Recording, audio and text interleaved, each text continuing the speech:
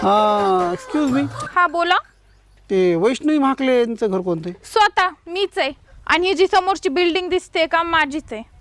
अच्छा, हो. बरं. शेती वगैरे? इथून तुमच्या डोळ्याला जिथपर्यंत दिसतंय ती आपलीच शेती. पूर्ण शेतीमध्ये ऊस आहे, पाण्याखालची जमीन आहे, फळबागा इकडं ऊसाचं शेत आहे. बोला, तुम्ही का विचारताय?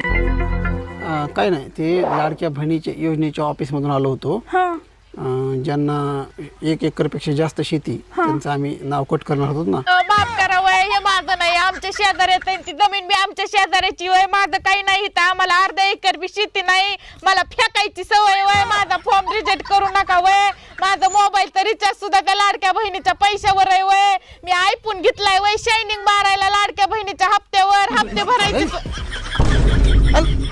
क्वार्टर नका वय, नका.